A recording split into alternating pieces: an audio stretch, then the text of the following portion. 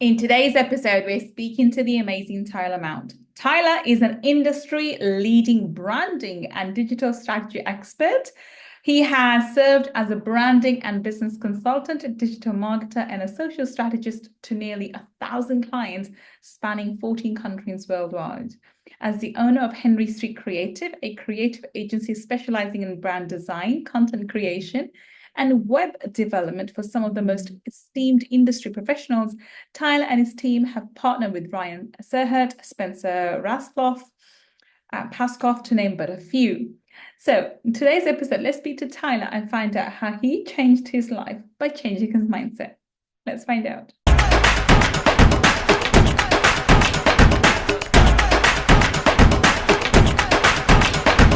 Welcome, welcome. This is Gull, your money mindset expert. And today I'm so excited. We have the amazing, the wonderful from across the pond, Tyler Mount. Welcome, Tyler. Thanks so much for having me. I'm so excited to be here. I'm so excited to have you, Tyler. Everyone's heard your intro. They know how fabulous you are. So I know you've got so much to share with us. But before we begin, please tell everybody what it is that you do.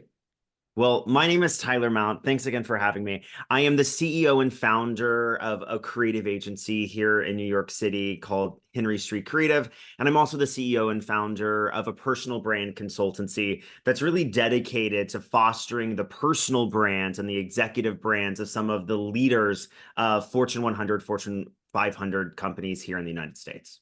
Wonderful, wonderful. So now talk us through, Tyler, how did you end up being the CEO of these two amazing companies? I mean, talk us through your journey. Well, as someone who does this for a living, aka you, Gull, you probably see a trend, right? Yeah. No one really planned to do what they ended up Oh doing. no. In very No. rare instances, right? You were Yeah. just talking about how your podcast came to be accidentally. So, Yeah. similarly, I had a really, really strange, or should I say unique trajectory to get where I am. My degree in undergraduate was theater arts, specifically musical theater. Oh wow. I have loved the theater for as long as I can remember. I grew up in small town Texas in the south of the United States. And when I say it was small, I mean, we're talking about 300 people, one stoplight. Wow. Wow. Yeah. I basically grew up on my grandmother's 1,000 acre cattle farm. Like that is definitely my upbringing. And although it was fantastic and made me who I am today, I always wanted something more. I visited New York City in third grade with my dad on a work trip, and I was like, that's where I'm going to live. And I never really went back. Similarly to like I knew I would go to college. It was almost expected. I also knew I was going to live in New York City. So I pursued a career on Broadway, and I was actually quite lucky. When I moved here, I got a few fantastic opportunities on Broadway as a stage manager, as a production assistant, and that really got, me really excited to work in the arts community. Now, even the most successful stage managers, even the most successful actors in our field have significant layoffs, right, in between their shows. Yeah. And so even the most successful, actors or stage managers go on unemployment in between these jobs. And what's most important to note here is the traditional mindset is that we are going to wait for someone to give us permission. Ultimately, what's interesting about the Broadway community is you are expected to have these major layoffs in between shows, even if you are incredibly successful and go show to show. And what I thought eventually was I'm tired of waiting for permission.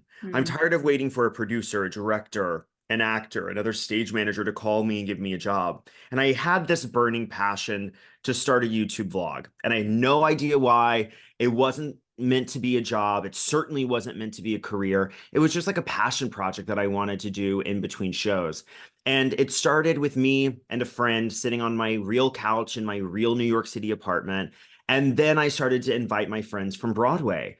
And one of the first guests was Gloria Estefan, one of the most successful Latin crossover artists in the history of pop music. I was working on a show with her. She agreed to come and do the show. And that really changed my life because it gave credibility to this fun passion project I was doing. And then it was much easier to get other people from the Broadway space to my home to do the same show. So what started as a passion project really started to develop into my full-time job for about 4 to 5 years. Was that on a YouTube or? Yeah, it was a YouTube channel, and I did it for 4 to 5 years. I was so fortunate to live seventh grade Tyler's biggest dreams. I interviewed and sat with some of the biggest stars and celebrities on Broadway. And then it started to become a part of the press cycle. People knew that if they wanted to sell some additional tickets, they'd come and do my show because I had the young audience. ticket buying audience at my disposal. Eventually, that show was acquired by the Broadway legacy brand Playbill here in the United States, who creates all of the, the programs when you're sitting in a Broadway house. And I created for them for about an additional 2.5, 3 more years. And at its peak, we were sending that to, gosh, 1 million people in 168 countries. Oh, wow. Okay. So it was quite successful, and it really started to get me to understand how me being authentically who I am was good enough. And better yet, it was better than good enough, right? Yeah. So long story short, I did that for a long time. I transitioned out of it when I had my fill. And most importantly, I was looking to be able to afford living in New York City. I wasn't making great money doing this, despite being incredibly happy. And so I transferred to NBC Universal, a large television company here in the States. And then I went back to real estate development. I oversaw portions of a presidential campaign. And then I got a role freelancing for a large CEO here in the United States. And then the rest is history. I started to add CEO after CEO after company. And that has really brought me to today. I have been able to work with and help personally brand some like real titans here in the United States. And I find it's a perfect amalgamation between my passion for producing and creating and helping others and advising. Because again, I've built a personal brand, and now I've accidentally built the personal brands of hundreds of others. Absolutely fantastic. So now I'm going to break this down because you've just given me an overview of an amazing life. Let's unpack it a little bit, and let's go from let's start at the very beginning. So I want to go back to the child who went to New York and made a decision. Now, the reason why I say this is because anybody who's read the book Think and Grow Rich, or any of the plethora of books thereafter, all on personal development, there's a common theme through all of them, which is you have to make a decision, and you have to make it with, full conviction. And it has to have a burning desire behind it. You can't just make a decision and let it go and then, swindle over it. You have to have a burning desire behind it. Everything you've just said, and the reason why your life went in the way it did seems to me stems from that one decision as a child that you made. I'm going to live in New York. I'm going to go from here. I'm going to do something different. And then everything else became just circumstantial and just sort of happened to shape your life the way it did. But that was the reason why. How do you agree with that point? Yeah, absolutely. And, a lot of people are like, oh, you're so dedicated or so motivated. And like, maybe that's true, but I have to be honest, I had such little to do with it. It was just innately what I was called to do. I can't describe why I loved New York. I can't describe why I still love New York today. But I do. And it really drove me. And I knew I wanted to be here, and I knew I wanted to do something quote unquote bigger than myself.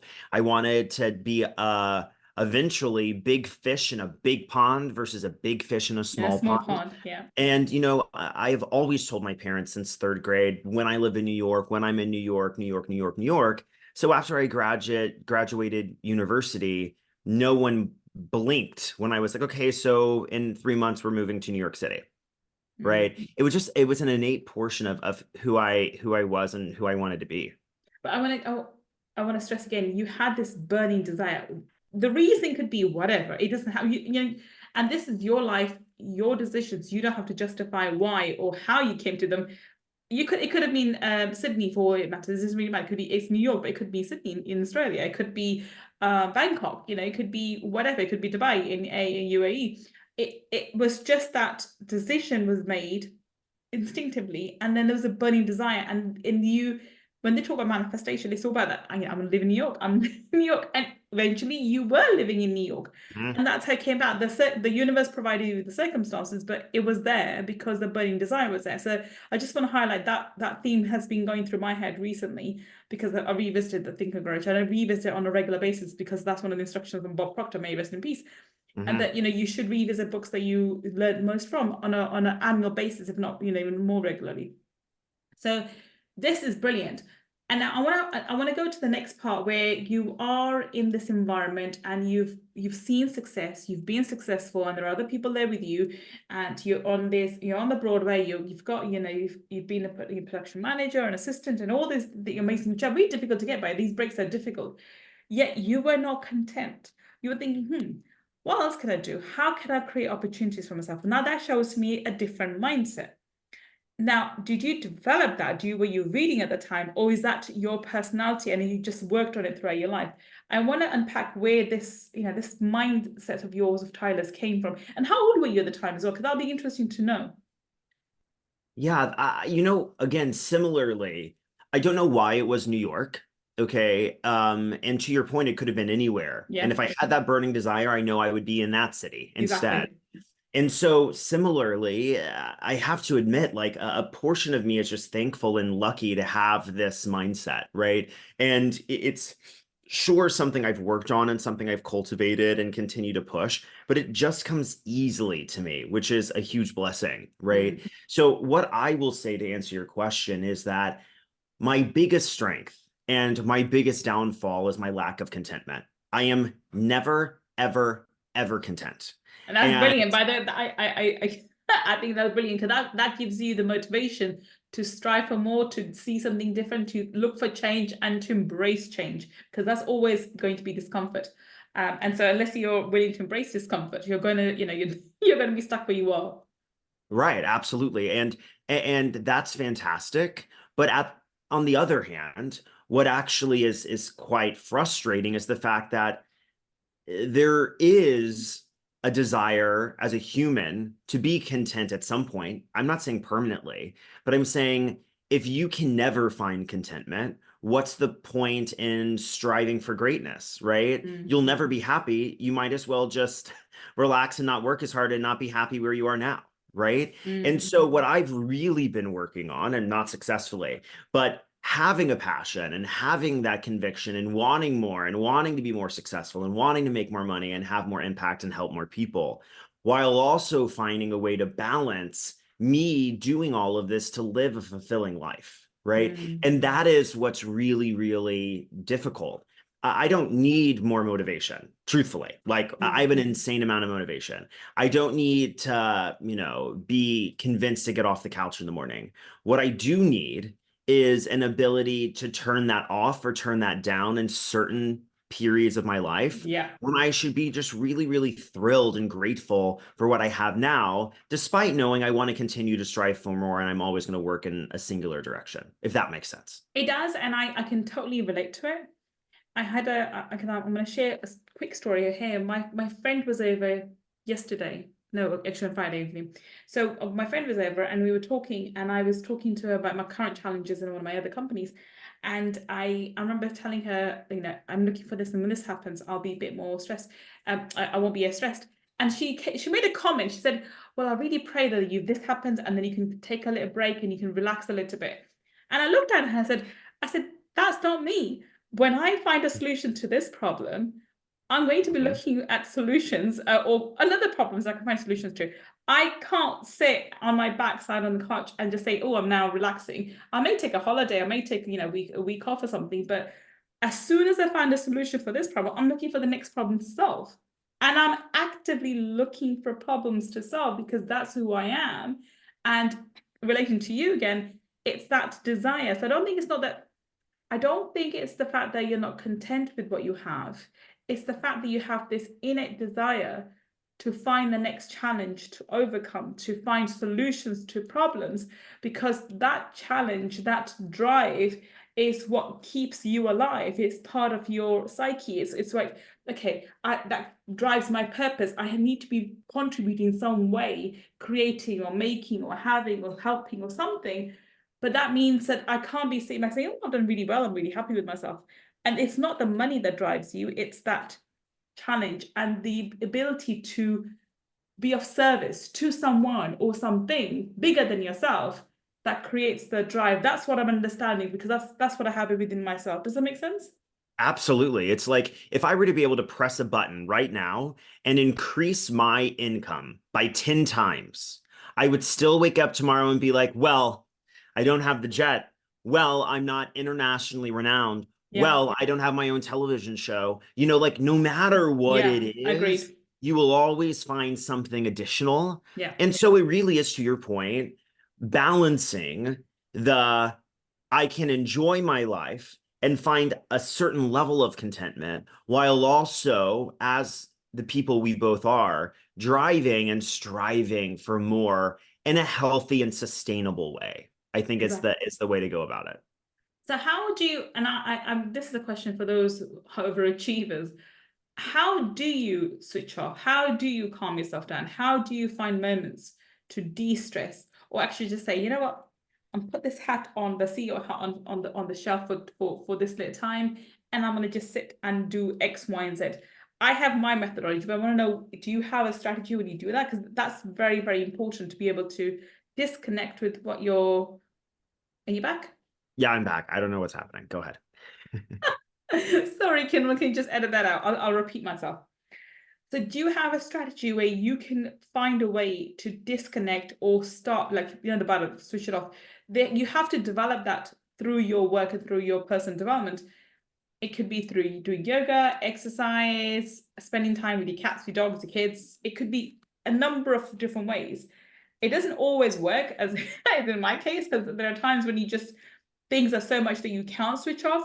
But there are moments when you can discipline yourself to say, okay, this is a problem that I'm only going to deal with from then onwards. And I've done that with myself. So my example is when on Fridays, by Friday afternoon, because we stop midday on Fridays, by midday on Friday afternoon, I don't look at anything. It's done. It's absolutely done. I'm not going to bother. I'm not going to stress about it. When things come on, I'll deal with it on Sunday. Come Sunday is my work, for me, it's the working day, by the way. So I do my podcast interviews and a few other things, but I also reply to emails that I didn't bother doing on Friday, all in preparation for Monday. So that allows me that little space between Friday afternoon and Sunday when I'm able to actually switch off and say, let's shelve this till Sunday. It's not till Monday, because Monday's a working day. Let's shelve it till Sunday and I'll deal with it on Sunday. Do you have a strategy like that? Yes, but at the same time, I have to be vulnerable with you. I am not good at it. I am so bad at this. And I have been working. It's funny you bring this up. I have been out of the 34 years of my life. Okay. I have started working on this in the last 3 weeks. I swear to you, because I don't historically have anything like that. And then I get burned out, and then I get ill, and then I lay in bed for a week, and then I panic about all of the work. And so, truthfully, what I have done the last 3 weeks, and it's so funny that you bring this up because it's so timely Relevant. right now. I live very close to a park in Manhattan called Riverside Park. And it's a beautiful park that has a long walking path. And I sound like a crazy person, or maybe sound like an old person, but like, so be it. When I'm done with the workday and it's sunny, like it is today, I will turn off my computer because I understand my to-do list will never be done. That's the point of Yep. having a job. If your to-do list is done, you're unemployed. Okay. So my to-do list will never be done. And I just have to seek comfort in that, I suppose. And then I will turn my phone on airplane mode. And then I will walk in Riverside Park back and forth for about like 30 minutes, 45 minutes, listening to like some instrumental music. And I swear to you, in those moments, I feel so connected to myself, and I feel so connected to the world and grounded that I'm able to reset in a way that me finishing work to then go take my laptop and watch TV with my computer in the living room doesn't do, right? Because I'm not unplugging. I'm still working and calling it not working. So it really is figuring out how to do that and how to leverage it in a palatable and sustainable way. So as of late, it has been me logging off of work and taking a walk and listening to my headphones and not allowing anyone or anything to text me, call me, or email me. Fabulous. I think it's a work in progress, and it's something that the reason why I bring it up is this is a danger for most high achievers, and most people who listen to this podcast are those high achievers who have to be go, go, go, go, go, and are looking to achieve the next level, next thing, or next challenge and so forth, which is all admirable, because I think people who think like that, who are self-motivated, are the ones who change this world. They are the Steve Jobs, the Jeff Bezos and Mark Zuckerberg. I mean, those are just three titans I've just mentioned, but there are plenty of those like that whose names we don't even know, but they change our lives on a daily basis. But I think that's what's the true essence of an entrepreneur. However, burnout is real. People, entrepreneurs, not looking after their health and completely depleting their health and their mental and physical well-being is a reality. And so anybody coming into this field needs to understand the challenges that entrepreneurs have. It's not an easy place to be. It's a roller coaster, and you have your ups and your downs, and the more people you employ, the bigger the headache. I think when you become an employer, my biggest concern is not the business as such, is more to making sure that my team is well taken care of. And the business has to thrive and do well because they need to have a job. They need to be able to provide for their families. I find that more stressful than anything else, and making sure that everything else is taken care of for them. And the more people you employ, the bigger the headache that comes. But you have to be able to switch off, otherwise you're not at your optimal health, and therefore you can't serve your team as such. But anyway, it's a work in progress for all of us, and I think we all have different ways of doing it.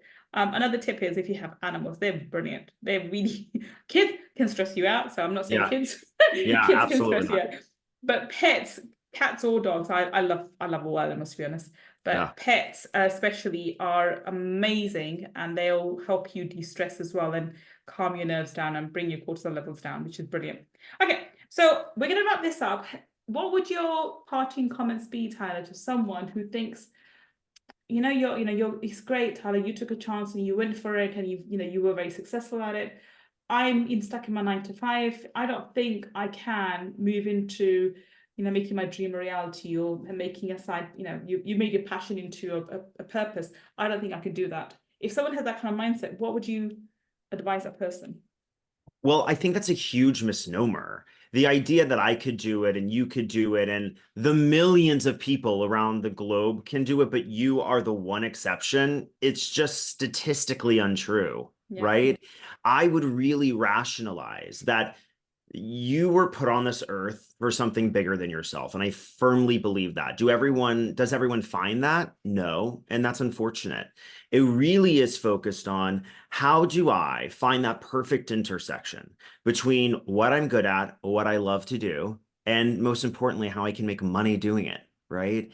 And so I have built a career being unapologetically who I am and unapologetically pursuing my passions and not knowing how it was going to turn out. I never sat down and said, I'm going to create a vlog that's going to sustain me in my life. Of course not. I never said, I'm going to sit down and create a consultancy firm that's going to sustain my life and the lives of my employees. Certainly not. You probably didn't come out of the womb saying, I'm going to start a podcast. Podcasts didn't even exist, right? We really just have to follow, right, our passion and that pull, that voice in your head. I believe that's the universe telling us like where we need to go. We don't have to know where we're headed. We just have to know how to go 10 steps in the right direction. So life is too short. And we really have, in the grand scheme of the world and the universe and the millions and millions of years that have existed and the millions and millions of years that will exist once we're gone, life is far too short and inconsequential for us not to take that risk and live our wildest dreams. So it's easy for me to say, but I would say you have to go for it because that's why you're here. Brilliant. Fantastic. Okay, so on that note, we're going to wrap up. Tyler, tell us, how can we connect with you? Where can we find you on the internet? Yeah, absolutely. You can follow me on all social platforms at Tyler G. Mount. And then, of course, if you want to learn more about my consultancy and how I help grow entrepreneurs' businesses to empires, you can visit TylerGMount, TylerGMount.com.